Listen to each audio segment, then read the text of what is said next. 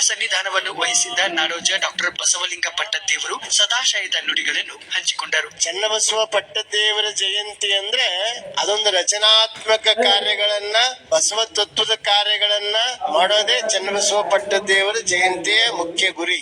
ಚನ್ನಬಸವ ಪಟ್ಟದೇವರು ಏನನ್ನ ಪ್ರೀತಿಸ್ತಿದ್ರು ಅಂದ್ರೆ ಬಸವ ತತ್ವ ಪ್ರಸಾರ ಪ್ರಚಾರಕ್ಕ ಬಹಳ ಮಹತ್ವ ಕೊಡ್ತಿದ್ರು. ಅವ್ರ ಉಸಿರೇ ಬಸವಣ್ಣ. ಕಾಯಕ ಪ್ರಶಸ್ತಿ ಅಂತ ಕೊಡ್ತೀವಿ.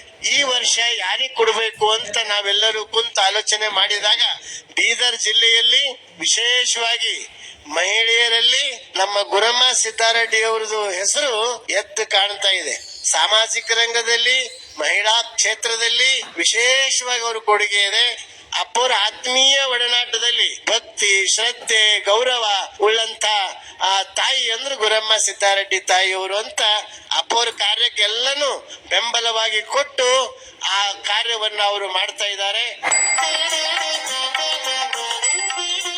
ಭಾರತ ಸ್ಕೌಟ್ಸ್ ಮತ್ತು ಗೈಡ್ಸ್ ಸಂಸ್ಥೆಯ ಬೀದರ್ ಜಿಲ್ಲಾ ಮುಖ್ಯ ಆಯುಕ್ತರಾದ ಡಾಕ್ಟರ್ ಗುರಮ್ಮ ಸಿದ್ದಾರೆಡ್ಡಿ ಅವರಿಗೆ ಈ ಸಾಲಿನ ಡಾಕ್ಟರ್ ಚನ್ನಬಸವ ಪಟ್ಟದೇವರು ಕಾಯಕ ಪ್ರಶಸ್ತಿ ನೀಡಿ ಗೌರವಿಸಲಾಯಿತು. ಕಾಯಕ ಪ್ರಶಸ್ತಿ ಸ್ವೀಕರಿಸಿದ ಡಾಕ್ಟರ್ ಗುರಮ್ಮ ಸಿದ್ದಾರೆಡ್ಡಿ ಅವರು ತಮ್ಮ ಅಭಿಪ್ರಾಯವನ್ನು ಹಂಚಿಕೊಂಡರು. ಇವತ್ತಿನ ದಿವಸ ನನ್ನ ಒಂದು ಅಳಿಲು ಸೇವೆಗೆ ಅಪ್ಪವರು ಉತ್ತೇಜನವನ್ನು ಕೊಟ್ಟು ಪ್ರಶಸ್ತಿಯನ್ನು ಕೊಟ್ಟದಕ್ಕೆ ನನಗೆ ಹಿಡಿಸಲಾರದಷ್ಟು ಸಂತೋಷ ಆಗಿದೆ. ಎತ್ತಣ ಮಾಮರ ಎತ್ತಣಕ್ಕೆ ಹೋಗಿಲ್ಲ. ನಾನು ಪ್ರಾರಂಭದಲ್ಲಿ 67 ಇಸ್ವಿಯಲ್ಲಿ ಬೀದರಿಗೆ ಬಂದಾಗ ಈ ಗುಡ್ಡದ ಮೇಲೆ ಯಾಕೆ ಕರ್ಕೊಂಡ್ ಬಂದ್ರಿ ಅಂತ ಹೇಳಿ ನಾನು ಅಳ್ತಿದ್ದೆ ಡಾಕ್ಟರ್ ಸಾಹೇಬ್ರ ಜೊತೆಗೆ. ನನಗೆ ಟೈಮ್ ಪಾಸ್ ಆಗ್ಲಾರ್ದಕ್ಕ.